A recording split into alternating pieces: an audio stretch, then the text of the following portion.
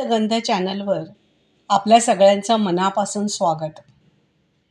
आपल्याला माझ्या कथा आवडत आहेत हे मला जाणवते आणि अशाच नवीन नवीन विषयांवर मी तुमच्यासाठी कथा घेऊन येणार आहे.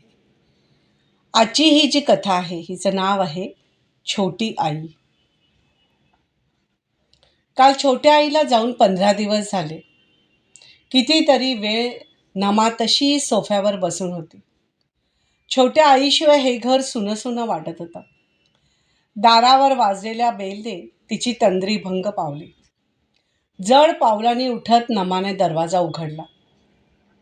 दारात कामवाल्या बाईला बघून नमाने तिला रोजची कामं सांगितली आणि दरवाजा लावून ती आत आली. छोट्या आईची आठवण येताच नमा मनाने 10 वर्ष मागे गेली. किती रागराग केला आपण छोट्या आईचा. छोट्या आईला घेऊन जयंतशी किती भांडलो. कधी कधी भांडणं इतकी विकोपाला जायची की मी घर सोडून जाते, मला डिवोर्स हवाय, अशी अनेक वेळा आपण धमकीही दिली. मग माहेरी जायचं, जयंतने आपल्याला समजवायचं आणि परत नव्याने संसार सुरू करायचा. असे अनेक वेळा घडलं. आपल्या हट्टासाठी जयंतनी सांगलीला घेतलेली बदली जयंतना छोट्या आईपासून शरीराने नक्कीच दूर घेऊन गेली, पण जयंतचं मन मात्र सतत छोट्या आईपाशी आहे हे आपल्याला जाणवायचं. ती छोटी आई गेली. तिच्या आठवणीने आपले डोळे सारखे भरून येत आहेत. कर्नाटकातल्या शिर्शी ह्या गावी जन्म घेतलेली नम्रता 3 भावांची छोटी बहीण म्हणून खूप लाडाकोडात वाढली.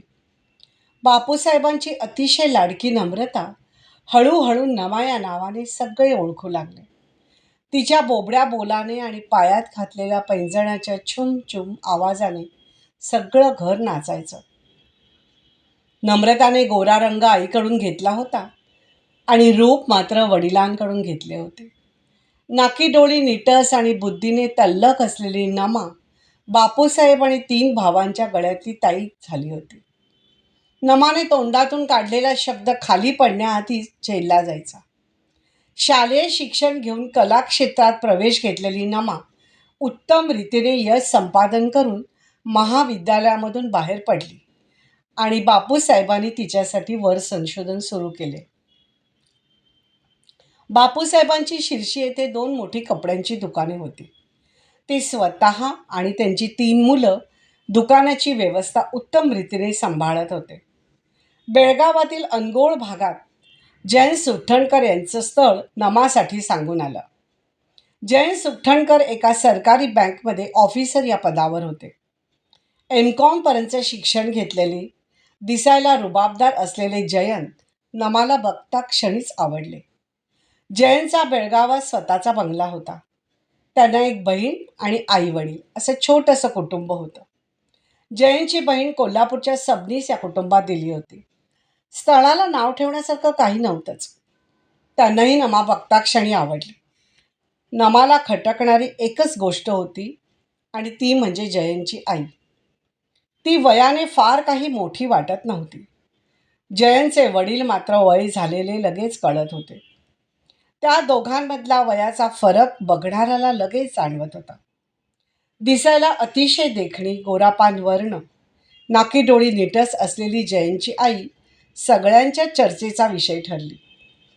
देण्याघेण्यात कसलीही अडवणूक न करता सुठणकर कुटुंब लग्न ठरवूनच घराबाहेर पडलं. जसं लग्न ठरलं तसं पटकन झालंही आणि नमा सासरी आली. ज्या बाईला बघताच नमा विचारात पडली होती तिला घरात सगळे छोटी आई म्हणत होते. ती आपली सासू आहे हे नमाचं मन मानायलाच तयार नव्हतं. उंबरठ्यावरून माप ओलांडून आत येताच एकच गोष्ट नमाला प्रकर्षतेने जाणवली आणि ती म्हणजे या घरात छोट्या आईचा दबदबा आहे. छोट्या आईशिवाय या घरातलं पानही हलत नाही. या गोष्टीचा नमाला आतून थोडा त्रास होत होता. नमाच्या लग्नानंतरच्या पहिल्याच रात्री या छोट्या आईमुळे जयंत आणि तिच्यात थोडा वाद झाला. नमा सगळं आवरून खोलीत जयंतची वाट बघत बसली होती. इतर मुली जशा पहिल्या रात्रीची स्वप्न रंगवतात तशी स्वप्न नमानेही रंगवली होती. घड्याळात 12चे टोले वाजले तरी जयंतचा पत्ता नव्हता. दिवसभराच्या दगदगीने नमा पेंगुळल्यासारखी झाली होती. तिला डोळा लागला आणि दरवाजाच्या आवाजाने ती दचकून उठली. दारात जयंतला बघून राग, अपमान, चीड या सगळ्या भावना एकदमच तिच्या चेहऱ्यावर उमटल्या. माफ कर नम्रता, मला उशीर झाला. तू माझी वाट बघत असशील ना? बाबांच्या पायाला तेल लावून द्यावं लागतं. त्यांची तब्येत बरी नसते. छोट्या आईने तसा नियमच घालून दिलाय. नमा मनातल्या मनात म्हणाली, एक दिवस छोट्या आईने तेल लावलं असतं तर काय आभाळ कोसळलं असतं का? दिवसभर तर नटून थटून फिरत असते घरात. प्रत्यक्षात मात्र चेहऱ्यावर खोटं हसू आणत ती एवढंच म्हणाली, असू दे, बाबांची सेवा पाहिली. दिवसभराच्या दगदगीने मी दमले. माझा चुकून डोळा लागला. तू दमली असशील, झोप आता. खूप उशीर झालाय. उद्या सत्यनारायणाची पूजा आहे, असं म्हणत जयंत नमाकडे पाठ करून झोपला. जयंतच्या या वागण्याने नमा संभ्रमात पडली. नवीन लग्न झालेल्या मुली जशा लग्नाच्या पहिल्या रात्रीची वाट बघत असतात, तसंच पुरुषांनाही पत्नीची ओढ असतेच. पण इकडे जयंत पाठ करून झोपल्याने नमाचं मन खूप खट्टू झालं. हा सगळा काय प्रकार आहे? बाबांनी नीट चौकशी केली आहे ना या स्थळाची? सगळंच गूढ वाटतंय. विचार करता करता नमाचा डोळा लागला आणि सकाळी 6 वाजता गजरनी तिला जाग आली. नवी नवरी जास्त वेळ कसं झोपायचं? सासरचे काय म्हणतील? या विचाराने नमा उठली. प्रातविधी आवरून तिने किचनचा रस्ता धरला. ती चहाचं आदण गॅसवर ठेवत असतानाच मागून आवाज आला, अगं, हातावरची मेहंदी अजून सुकली नाही आणि तू कामाला लागलीस? जा, जयंतला उठव. मी रखमाबरोबर चहा पाठवते. मागून आलेल्या या शब्दाने नमा गर्कन मागे वळली. दारात उभ्या असलेल्या छोट्या आईकडे बघून नमा तिच्याकडे बघतच राहिली. जातिवंत सौंदर्याची खाण असलेल्या रूपाकडे बघत नमाने बोलण्यासाठी उघडलेले तोंड परत बंद केलं. अंगाला चापून चपून नेसलेली लिंबू कलरची काठापदराची साडी, मानेवर रुळणारा आंबाडा, त्यावर मोगळ्याचा गजरा, कोरी भुवयामध्ये लाल चुटूक मोठं कुंकू, चेहऱ्यावर देव्हाऱ्यात तेवणाऱ्या समईसारखे भाव. एवढ्या सकाळी ही बाई इतकी नेटनेटकी कशी काय राहू शकते? एवढी कुठली शक्ती या बाईमध्ये येते? सत्यनारायणाची पूजा यथासांग पार पडली. 2 दिवसांनी कोल्हापूरवरून आलेली जयंतची बहीण आणि तिचं कुटुंब आपल्या घरी निघून गेलं. 2 दिवसांनी जयंतही कामावर रुजू झाले. नमाचं मन थोडं कोट्टू झालं. 4 दिवस गोवा नाही तर महाबळेश्वरला फिरून यावं असं तिला खूप वाटत होतं. त्यांच्या मनात नाही तर आपण कशाला उगाच हट्ट धरायचा असा विचार करून नमा गप्पा बसली. 1 आठवडा गेला असेल आणि जयंतनी सांगितलं की बॅग भरायला घे. आपण 4 दिवस गोव्याला जातोय देवदर्शनासाठी. मी एकदम खुश झाले. पुढे काहीही न विचारता बॅग भरायला घेतली. काय घेऊ आणि काय नको असं मला झालं होतं. आईबाबांना ही बातमी फोन करून सांगितली. मुलीचा संसार सुरळीत चालू झालाय या विचाराने ते पण खूप खुश झाले. निघायचा दिवस उजाडला आणि मी लवकर उठून आवरायला घेतलं. प्रायव्हेट गाडी केली आहे एवढंच जयंत बोलले होते. मी माझी पर्स घेऊन बाहेर आले तर गाडी दारात उभी होती. मी दाराकडे जाऊन बघितलं तर छोटी आई आणि सासरे गाडीत मागे बसले होते. माझा चेहरा उतरला. तेवढ्यात जयंत माझ्याकडे येत म्हणाले, तू आई बाबांबरोबर मागे बस. माझे डोळे भरून आले. माझे पाय उंबरठ्यातच अडखळले. नमा, येतेस ना? जयंत मला बोलवत होते. रुमालाने चेहरा पुसल्याचं नाटक करत मनातले सगळे भाव पुसत छोट्या आईच्या शेजारी जाऊन बसले. संपूर्ण संसारात असे प्रसंग वरचे वर यायला लागले. जयंत माझ्यासाठी साडी आणली की छोट्या आईला पण आणत. मला ही गोष्ट अजिबात आवडत नसे. माहेरी गेल्यावर एकदा आईपाशी मन मोकळं केलं, आईने जयंतचीच बाजू घेतली.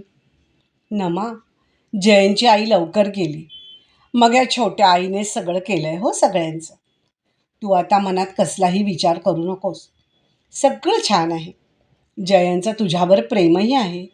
हळूहळू सगळं काही ठीक होईल. उगाच चिडचिड करू नकोस हं संसारात, असं म्हणत आईनं विषय संपवला आणि त्या दिवसापासून मी मला मिटून घेतलं. आईकडे कसलीही तक्रार करायची नाही हे मनात बिंबवलं. बाबांची तब्येत बरी नाही म्हणून जयंत मला अनेकदा अनेक आनंदाला मुकायला लावायचे. बेळगावातल्या बेळगावात कुठे बाहेर गेलं तरी जयंतला घरी जायची खूप घाई असायची. तोंडात एकच वाक्य असायचं, बाबा आणि छोटी आई एकटे आहेत. मला कळायचंच नाही, ते एकटे कसे काय? एकमेकांची सोबत आहेच ना त्यांना. घरात सगळी सत्ता छोट्या आईकडे. इकडची काडी तिकडे करायची म्हटलं की जयंतचं एकच म्हणणं, छोट्या आईला विचार. मग माझा काही करायचा मूडच जायचा. लग्नानंतर 2 वर्षांनी मला मुलगा झाला. घर आनंदाने भरून गेलं. जयंतनी भरपूर कौतुक केलं. माहेरी तर आईबाबांना मला कुठे ठेवू आणि कुठे नको असं झालं होतं. ती 2 वर्षे छान गेली. जरा साठलेली घाण बाजूला केल्यावर स्वच्छ पाण्याचा प्रवाह सुरू होतो तसे जीवनाचा आनंद आणि सुख अंगी लागायला लागलं. यश 2 वर्षाचा झाला आणि जयंतची बदलीची ऑर्डर आली. मी खुश झाले. आता तरी या सगळ्यातून सुटू असा विचार केला. एक दिवस जयंत मला म्हणाले, माझी बदली कागलला झाली आहे. मी रोज जाऊन येऊन करीन. यश लहान आहे, तुला एकटीला त्याला सांभाळायला जमणार नाही. का नाही जमणार? मी बोलायचा प्रयत्न केला. तुम्हाला रोज जाऊन येऊन त्रास होईल. आपण तिथे घर थाटू. यावर जयंत म्हणाले, छोट्या आईला आणि बाबांना आपली गरज आहे. तू घरात असतीस तर मी निश्चिंत मनाने नोकरी करू शकतो. जयंतवर रागावून मी 2 दिवसांनी यशला घेऊन माहेरी गेले. 8 दिवसांनी जयंत मला घ्यायला आले. आईबाबांसमोर मला काही बोलता येईना. माझ्या मनाविरुद्धच मी घरी आले. माझ्या मनाची घुसमट वाढत गेली. ऐहिक सुख ओसंडून वाहत असताना मनाला का शांती मिळत नाही? मला नक्की काय हवं आहे? असे अनेक प्रश्न मला आता पडायला लागले होते. छोटी आई मला प्रत्यक्ष कसलाही त्रास देत नव्हती. जयंतच्या मनात तिच्याबद्दल असलेलं प्रेम आणि मान या गोष्टीचा मला त्रास होत होता. कधी कधी वाटायचं, आपलंच चुकतंय. आपण उगाचच छोट्या आईबद्दल मनात पूर्वग्रह करून ठेवला आहे. माझे बाबा नेहमी म्हणत, मान आणि प्रेम हे मिळवावं लागतं. त्यासाठी खूप मोठा त्याग करावा लागतो. ते असंच मिळत नाही. छोट्या आईने असा कोणता त्याग केला असेल की सगळं घर दार तिच्या भोवतीच फिरत असतं? आपण या घरच्या सून असूनही आपल्याला का डावललं जातं? खरंच असं होतं की फक्त आपल्यालाच असं वाटतंय? नोकर चाकर आपल्या सगळं ऐकतात. सासरे मुलीसारखं प्रेम करतात. जयन आपल्याला सहचारिणीचा मान देतो. छोटी आई आपल्यावर प्रेम करते. मग आपल्याला नक्की काय खुपतंय? एक दिवस सकाळी उठल्यापासूनच अंगात कणकण जाणवायला लागली. मी लवकर उठले नाही बघून जयंत मला उठवायला आले. मी ग्लानीत आहे आणि कंटे असं जाणवल्याने त्यांनी माझ्या कपाळाला हात लावला. मला ताप होता. त्या दिवशी त्यांनी रजा टाकली. यशला सांभाळणं खूप मोठं काम होतं. मला सक्तीची विश्रांती घ्यायला लावली. छोटी आई दिवसातून 4 वेळा येऊन माझी चौकशी करून जायची. 3 दिवस झाले तरी माझा ताप हटेना म्हटल्यावर डॉक्टरांनी रक्त तपासायला सांगितलं. निदान झालं टायफॉईड. सगळं घर अस्वस्थ झालं. माझं पथ्यपाणी चालू झालं. छोटी आई माझ्या जेवणा खाण्याची व्यवस्था जातीने बघायची. मी 1 महिन्याने पूर्ण बरी झाले. माझ्या मनातला छोट्या आईवरील राग कमी झाला. अंतर राखून बोलणारी मी छोट्या आईशी मोकळेपणाने बोलायला लागले. जयंतला माझ्यातला हा बदल जाणवला. त्यांचा स्वभाव अबोल आणि भावना व्यक्त न करण्याचा असल्याने ते कधीच काही बोलत नसत. असेच दिवस सरत होते. वरवर दिसायला सगळं काही छानच चाललं होतं. एक दिवस सकाळी सकाळी शिरशीहून दादाचा फोन आला. माझ्या बाबांना हार्ट अटॅक आला होता. मला ताबडतोब निघायचं होतं. मी जयंतना फोन करून कळवलं. त्यांनी या क्षणी माझ्याबरोबर असावं असं मला वाटत होतं आणि ते वाटणं स्वाभाविकच होतं. आधी जयंत काहीच बोलले नाही. आपल्याला ताबडतोब निघावं लागेल याची मी त्यांना कल्पना दिली. ते कागल ब्रांचला असल्याने तिथून यायला उशीर होणार होता. माझ्या जीवाची घालमेल सुरू झाली. 10 मिनिटांनी जयंतचा फोन आला. तू यशला घेऊन छोट्या आईबरोबर जा. जयंतचं बोलणं ऐकताच माझ्या डोक्यात संतापाची एक सणक उठली. मी काहीही न बोलता फोन दणकन आपटला. रागाने माझं शरीर थरथरायला लागलं. यश माझ्याकडे बघून रडवेला झाला. मी त्याला पटकन माझ्याजवळ घेत अश्रूंना मोकळी वाट करून दिली. छोट्याशा हाताने माझे अश्रू पुसत त्यानं बोबड्या बोलाने विचारलं, आई तू का ललतेस? नको ना ललू. त्याच्याकडे बघून मनात विचार आला की 2 वर्षाच्या यशला जे कळतंय ते जयंतना का नाही कळत. आज आत्ता जयंत माझ्याजवळ हवे होते. मी भराभरा मिळेल ते 2 कपडे बॅगेत भरून दाराकडे जायला आणि छोटेही आत शिरायला एकच गाठ पडली. अगं नम्रता, आत्ताच जयंतचा फोन येऊन गेला. मला तुझ्या बाबांबद्दल कळलं. चल मी येते तुझ्याबरोबर शिर्षीला. माझ्या पाठीवरून हात फिरवून ती पुढे म्हणाली, काळजी करू नकोस, बाबा लवकर बरे होते. मी ह्यांना सांगून येते, तोपर्यंत तू खाली ये. असं म्हणून ती खाली गेली.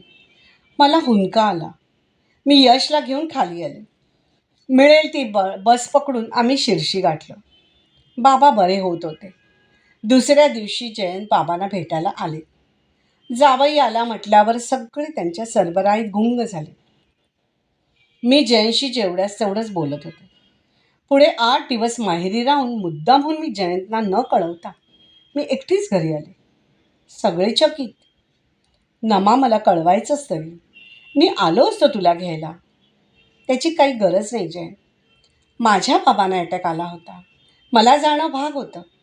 मला जेवढे दिवस राहावंसं वाटलं तेवढे दिवस राहिले.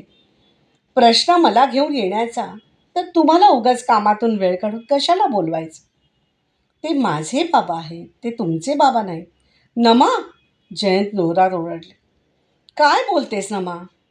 मी बरोबरच तर बोलते जयंत. माझ्या दुःखात तुम्ही सहभागी व्हायलाच पाहिजे असा हट्ट मी नाही धरणार. नमा रागावलीस माझ्यावर? त्या दिवशी मला अचानक बाहेर पडणं शक्य नव्हतं. खूप मोठी जबाबदारी आहे ग बँकेत माझ्यावर. मी चिडून विचारलं, उद्या तुमच्या बाबांना अटॅक आला तर तुम्ही लगेच येणार नाही का? नमा, असं म्हणत जयंतचा हात उगारला गेला. त्यांनी राग आवरत म्हटलं, आज बोललीस ते बोललीस, परत धाडस करू नकोस. असं म्हणत ते जिना उतरून खाली गेले आणि मी उशीत तोंड खुपसून ओक्साबोक्सी रडायला लागले. बाबांच्या आजारपणात जयंतचा मूळ स्वभाव मला कळला. छोट्या आईवरील राग कमी झाला. यशला छोट्या शाळेत घालण्याचा घरात घाट चालू होता. मला त्याला चांगल्या इंग्रजी माध्यमातून शिक्षण द्यायचं होतं. सासऱ्यांना आणि छोट्या आईला त्याला मराठी भाषेतून शिक्षण द्यायचं होतं. आईबाबांसमोर जयंतला स्वतःचं संमती कधी नव्हतंच. शेवटी छोटी आई जिंकली आणि माझा फक्त संताप झाला. मी 8 दिवस जयंतशी अबोला धरला.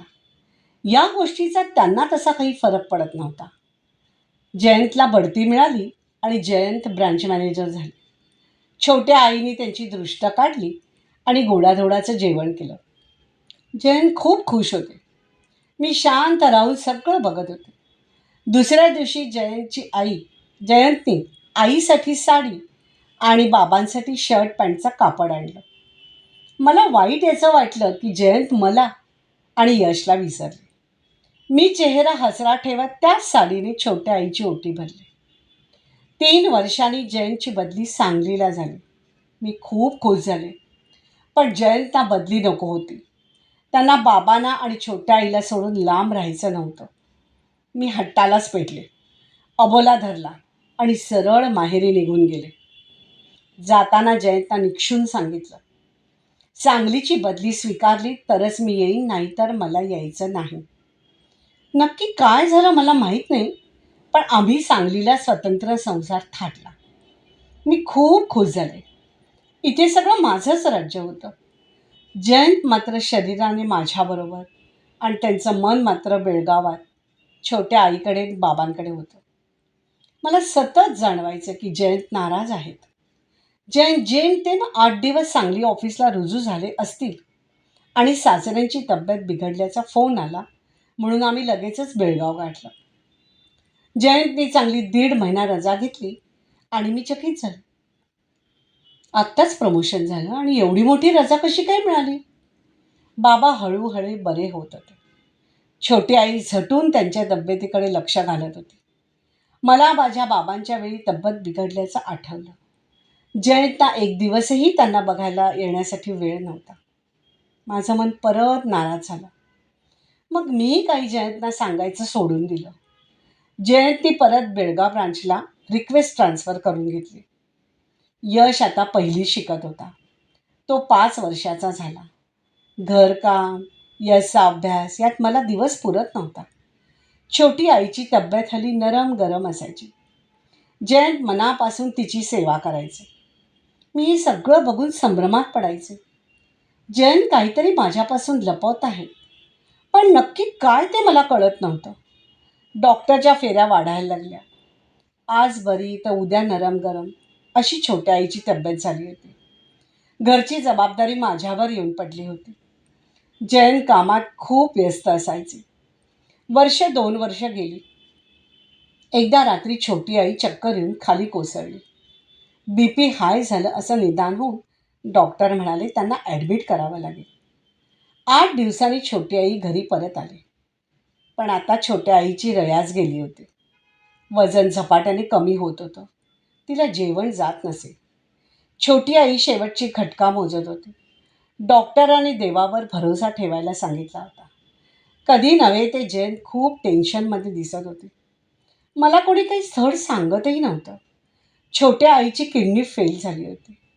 ती फार दिवस जगणार नाही असं डॉक्टर म्हणत होते. पण दुसरी किडनी चांगली असेलच ना, असा राहून राहून माझ्या मनात विचार येत होता. तिचं वयही काही जास्ती नव्हतं. जयंत माझ्याशी नीट बोलत नव्हते. माझ्या कुठल्याच प्रश्नांना धड उत्तरही देत नव्हते. बाबांनी हातात जपाची माळ घेतली होती. ते सतत देव्हाऱ्याजवळ बसलेले असायचे. यश लहान असल्याने मला अर्धा वेळ त्याच्याकडे बघावं लागायचं. घरातल्या गंभीर वातावरणाने यश घाबरून गेला होता. पहाटे 3 वाजता छोट्या आईने प्राण सोडला आणि बाबा उभेच्या उभे कोसळले. घरात हाहाकार उडाला. जयंत छोट्या आईच्या पायावर कोसळून ओक्साबोक्सी रडायला लागले. त्या क्षणी मला जे जे सुचेल ते मी करत गेले. आता घराची सगळीच जबाबदारी माझ्यावर येऊन पडली. इतकी वर्ष मी या जबाबदारीची वाट बघत होते, पण ती अशी माझ्या वाट्याला यावी अशी माझी अजिबात इच्छा नव्हती. सगळे वहिनी वहिनी करून बोलवत होते आणि मी गांगरून गेले होते. इतकी वर्ष छोट्या आईने कसं काय सांभाळलं असेल घर, असं मनात येऊन गेलं. माझ्या माहेरची सगळी जणं येऊन भेटून गेली. शेजार पाजार मित्र परिवार यांची रांग लागली होती. छोट्या आईचे दिवस झाले आणि एक दिवस बाबांनी मला त्यांच्या खोलीत बोलावलं. मी तिथे जाताच त्यांनी माझ्या हातात एक उभा पितळेचा डबा ठेवला आणि त्यांनी बोलायला सुरुवात केली. नम्रता, हे तुझ्या सासूबाईंचे दागिने. छोट्या आईचे का? मी भोळेपणाने विचारले. नाही, जयंतच्या आईचे. जयंतची आई तो 10वीत असताना एका असाध्य रोगाने गेली. मला आणि त्याला पोरकं करून गेली. तिच्या मृत्यूने मी कोलमडून पडलो आणि जयंतचं बालपण तिथेच संपलं. त्याच्याकडे बघून मी परत उभा राहिलो. त्यावेळी अनेक लोकांनी मला अनेक सल्ले दिले. त्यातला एक सल्ला होता पुन्हा लग्न करण्याचा. पण देवकी म्हणजे जयंतच्या आईची जागा मी कोणालाच देऊ शकत नव्हतो. तिच्यावर माझं जीवापलीकडे प्रेम होतं आणि आजही आहे. बोलता बोलता त्यांना एकदम खोकल्याची उबळ आली. मी लगेच त्यांना तांब्यातलं पाणी दिलं. त्यांनी मोठा श्वास घेतला. बाबा, आपण नंतर बोलूया, तुम्ही थोडा आराम करा, असं म्हणत मी त्यांना झोपवलं आणि वर आमच्या खोलीत आले. मी खोलीत आले तेव्हा जयंत बेल्टवर उशीला टेकून शांत बसले होते. माझी चाहूल लागताच त्यांनी मान वर करून माझ्याकडे बघितलं. माझ्या हातात पितळेचा डबा बघून त्याने विचारलंच. बाबांनी हा दागिन्याचा डबा तुझ्या सुपूर्त केलेला दिसतोय. डबा नीट सांभाळून ठेव. त्यात माझ्या आईचे दागिने आहेत. जयंत, मला तुमच्याशी खूप काही बोलायचं आहे. मला माहीत आहे तुला काय बोलायचं आहे. तुला खूप प्रश्न पडले असतील ना नमा. आजपर्यंत मी आणि बाबा छोट्या आईच्या वचनात बांधले गेलो होतो. तू माझी बायको असूनही मी तुला कधीच काहीच सांगितलं नाही नम्रता. माफ कर मला. पण आज मी तुला सगळं सगळं सांगणार आहे. कारण आज मी छोट्या आईच्या वचनातून मुक्त झालो आहे. जयंतच्या आज्ञेनुसार मी बसले. जयंतने बोलायला सुरुवात केली. नम्रता, छोट्या आईशी बाबांनी लग्न केलं हे खरं आहे, पण ते फक्त लोकांना दाखवण्यासाठी. छोटी आई आणि बाबांचा पती आणि पत्नी असा कसलाही संबंध नव्हता. जयंत, मला कळेल असं नीट सांगा. सांगतो. सगळं पहिल्यापासून सांगतो. मी 10वीत असताना माझी आई गेली. मी पोरका झालो आणि बाबा कोलमडून पडले. माझ्या लांबच्या आत्याने आम्हाला आधार दिला. ती विधवा होती. ती आमच्या घरी येऊन राहिली. आम्ही हळूहळू सावरायला लागलो. काळ हाच त्यावर उपाय होता. 2 वर्षांनी आत्या छोट्याशा आजाराने गेली. बाबांचा शेती अवजारांचा होलसेलचा व्यापार होता. धंदा तेजीत चालू होता. 2-4 वर्ष बरी गेली आणि बाबांची तब्येत बिघडत गेली.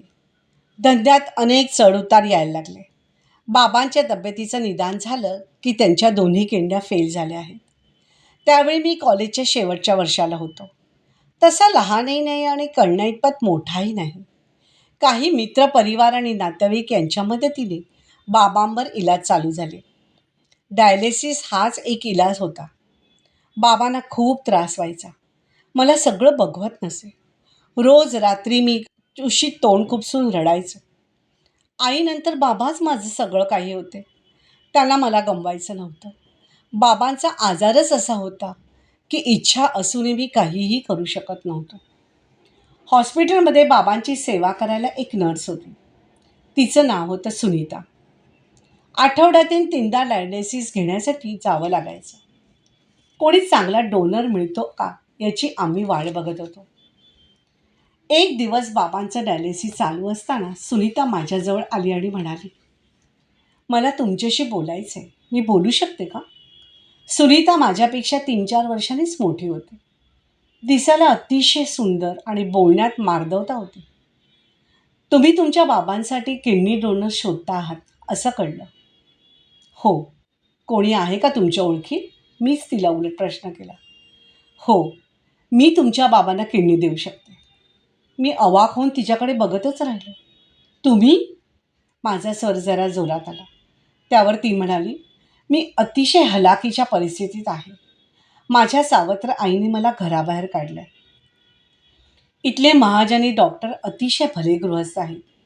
मला त्यांनी इथे नोकरी दिली. मी ते मुद्दामहून रात्रीची पाळी करते, कारण माझ्याजवळ राहायला घर नाही. तरुणी ताठीबाई रात्री कुठे भटकणार? दिवसा मी इथे तिथे फिरून कसा तरी वेळ काढते. मला सहाऱ्याची अत्यंत गरज आहे. ती बोलायची थांबली. मला 2 क्षण काय बोलावं काहीच सुचेना. तुमचं वय लहान वाटतंय. परत तुमची किडनी बाबांना मॅच झाली पाहिजे ना? शक्य नाही होते. मी तुम्हाला असंच मदत म्हणून काही रक्कम देतो. आपण प्रयत्न तरी करू. मला भीक नको आहे. किडनी मॅच नाही झाली तर मी काहीही म्हणणार नाही. माझं नशीब, ती म्हणाली. मला घरच्यांशी आणि बाबांशी बोलावं लागेल, मी म्हणालो. मला घाई नाही. सावकाश निर्णय घ्या. पण माझा विचार जरूर करा. तिने हात जोडले आणि ती गेली. मी संभ्रमात पडलो. काय करायचं? किडनी मिळाली तर बाबा लवकर बरे होतील. आई नसल्याने बाबाच माझं सगळं काही होते. त्यांच्यासाठी मी काय वाटेल ते करायला तयार होतो. बाबांसाठी मी किडनी द्यायलाही तयार होतो. पण बाबा या गोष्टीला तयार नव्हते. सुनीताशी जे बोलणं झालं ते मी सगळं बाबांना सांगितलं. सगळं ऐकून बाबा पण विचारात पडले. बाबांनाही माझ्यासारखंच वाटत होतं की एवढ्या लहान वयाच्या मुलीच्या परिस्थितीचा फायदा घेऊन आपला स्वार्थ साधणं बरोबर नाही. बाबांची तब्येत खूप खालावत चालली होती. त्यांना डायलिसिसही सोसत नव्हतं. आम्हा बाप लेकाची द्विधा मनस्थिती झाली होती. सुनीता आमच्या होकाराची वाट बघत होती. तिला समोर बघितलं की एक अपराधी पण येत असे. एक दिवस डॉक्टरांनी मला त्यांच्या केबिनमध्ये बोलावलं. बाबांना कोणी किडनीदाता मिळाला तर बरं होईल असं त्यांचं म्हणणं पडलं. डॉक्टर सुनीताला ओळखत होते. मी तिचं सगळं बोलणं डॉक्टरांच्या कानावर घातलं. वयाचा विचार करून तेही काही काळ संभ्रमात पडले. मला वाटते ते सुनीताशी बोलले होते. तिची सगळी परिस्थिती त्यांना माहीत होती. पुढल्या गोष्टी भराभरा घडल्या. सुनीताच्या सगळ्या टेस्ट झाल्या. सुनीताची किडनी मॅच झाली. बाबांच्या तब्येतीचा आलेख आणि त्याचा मेळ घालणं डॉक्टरांनी अतिशय हुशारीने पार पाडलं. ऑपरेशनची तारीख ठरली. सुनीताला किती पैसे द्यायचे याची चर्चा करून आम्ही पैशांची सोयही करून ठेवली. ऑपरेशनच्या आधी सुनीता आमच्या घरी आली. रविवार असल्याने मी घरीच होतो. तिला अचानक घरी आलेलं बघून मी गडबडलो. तिला काही बोलायचे असं ती म्हणाली म्हणून आम्ही तिघं बाबांच्या खोलीत बसलो. आजूबाजूला नोकर चाकर असल्याने कुठल्याच गोष्टीचा गवगवा नको असं बाबांचं म्हणणं होतं. तिने बोलायला सुरुवात केली. मी तुम्हाला किडनी देते यात मी तुमच्यावर कसलेही उपकार करत नाही. फक्त एक विनंती आहे की किडनीच्या बदल्यात मला पैसे नको आहेत. ते या घरात नोकर किंवा कामवाली म्हणून सहारा देऊ शकाल का? मी पडेल ते काम करेन. माझ्याकडे घर नाही. दिवसभर इकडे तिकडे फिरून मला आता कंटाळा आलाय. डोक्यावर छत, 2 वेळ अन्न आणि अंगभर कपडा मिळाला तर मी ही नोकरी सोडीन आणि कायमची तुमच्या ऋणी होईन. तिने आमच्या पुढे हात जोडले. एक वेगळंच संकट समोर येऊन उभं राहिलं होतं. मी आणि बाबांनी एकदमच एकमेकांकडे बघितलं. आम्ही तिच्याकडे 2 दिवसाची मुदत मागितली. आम्हाला विचार करायला थोडा वेळ हवा होता. सुनीता जाताच बाबांनी मला विचारलं, जयंत, खूप मोठ्या संकटात आपण सापडलोय. ती एक तर तळणीताठी बाई. तुझ्यासारखा तरुण मुलगा घरात असताना तिला कसं काय आपण घरात ठेवणार? बेळगावात उगा चर्चेचा विषय होईल. आजपर्यंत प्रतिष्ठा जपली. देवकी गेल्यानंतर कधी कुठल्या बाईकडे नजर वळूनही मी बघितलं नाही. लोक काय म्हणतील? मला वाटतं जयंत, आपण तिला समजावू. पैसे देऊनच आपण हा व्यवहार करू. बाबा बोलायचे थांबले. ते विचारात गढून गेल्याचं जाणवलं. त्यांच्याकडे बघितल्यावर मला वाईट वाटलं. बाबा लवकर बरे झाले पाहिजेत एवढंच मला हवं होतं. 2 दिवसांनी आम्ही सुनीताला आमचा निर्णय सांगितला. तिला खूप वाईट वाटलं. आमच्या निर्णयाने तिने आपला निर्णय न बदलता तो पक्का केला. तिने पैसे मात्र नाकारले. आम्हाला आमचं मन खायला उठलं. कोण कुठली मुलगी आमच्यासाठी एवढं करते? आम्ही मात्र तिचं दुःख कमी करू शकलो नाही. ऑपरेशन करायचं ठरत होतं. माझे गावात एक काका होते ज्यांच्याबद्दल आम्हाला विश्वास होता. बाबा कुठल्याही कठीण प्रसंगात त्यांचा सल्ला घ्यायचे. त्यांना काही सांगितलं तर ते कोणालाही काही बोलणार नाही असा आम्हाला पूर्ण विश्वास होता. काकांशी बोलल्यावर बऱ्याच विचाराअंती असं ठरलं की सुनीता पुढे एक प्रस्ताव ठेवायचा. लोकांना दाखवण्यासाठी बाबांनी सुनीताला आपली दुसरी पत्नी म्हणून स्वीकारायचं. प्रत्यक्षात सुनीताचा आणि बाबांचा कसलाही संबंध नसणार. या निर्णयाने सुनीताला इथे आसरा मिळेल. अन्नाला कसली कमी नसणारच. बाहेरच्या जगातीला या घरची सून म्हणून मान मिळेल. बाबांच्या कुठल्याही प्रॉपर्टीवर सुनीताचा हक्क नसणार. घर, सोनं, व्यवसाय सगळं जयंतच्या नावावर असणार. काकांची ही कल्पना सुनीताला पसंत पडली. तिने या सगळ्याला होकार दिला. बाबांनी सगळ्या कागदपत्रांवर तिच्या सह्या घेतल्या. तिला हक्काचं घर मिळालं यातच ती खुश होती. त्या दिवसापासून सुनीता छोटी आई म्हणून घरात आली. नोकरांची, आजूबाजूच्या लोकांची तोंड बंद झाली. ती आणि बाबा वेगवेगळ्या खोलीत झोपायचे. ते फक्त मला माहीत होतं. नमा, पहिल्या रात्री तू रागावली होतीस की मी बाबांचे पाय का चेपून दिले? छोटी आई का नाही? आज तुला त्याचं उत्तर मिळालं असेल. मी इथून कुठेही बदली घेत नव्हतो, कारण आपण नसलो तर छोटी आई आणि बाबांना एकट्याला राहावं लागलं असतं. सुनीता बाबांबरोबर एकटी राहू शकत नव्हती. तिला अडचणीत टाकणं मला नको होतं. माझं लग्न झालं तेव्हा सुनीताने एकच अट घातली की तुला यातलं काहीही कळता कामा नये. पण तू चुकूनही माहेरी यातलं काही बोललीस तर या घराच्या अब्रूचा प्रश्न आला असता. ते मला आणि बाबांनाही नको होतं. आम्हाला वाटलंही नव्हतं की छोटी आई बाबांच्या आधी जाईल, कारण ऑपरेशन झाल्यानंतर बाबांची तब्येत छान सुधारत होती. सुनीता एक नर्स म्हणून त्यांची सगळी सेवा करायची आणि रात्र झाली की मी बाबांना बघायचो. ती त्या खोलीकडे कधी यायचीही नाही. तिला नटण्याची आवड होती, टिपटॉप राहण्याची आवड होती. परिस्थितीने तिला काहीच मिळालं नव्हतं, म्हणून मीच तिला कधी साडी चोळी द्यायचो, वर खर्चाला पैसे द्यायचो. छोटी आई या घरासाठी खूप काही करायची, त्यामुळे तिला या घरात प्रेम आणि मान मिळतच गेला. नमा, मला माफ कर. मी तुझा खूप मोठा अपराधी आहे.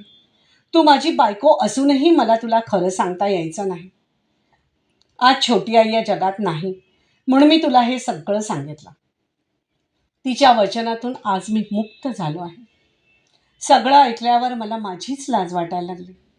मी किती चुकीचा ग्रह करून घेतला होता. छोट्या आईला एवढा मान घरात का मिळत होता ते मला आज कळलं. लहान वयात ती मला खूप काही शिकवून गेली. मी तिच्या हार घातलेल्या फोटोला नमस्कार केला आणि माफी मागितली. माझ्या डोळ्यातून येणारे अश्रू जयंती हलकेच पुसले. धन्यवाद.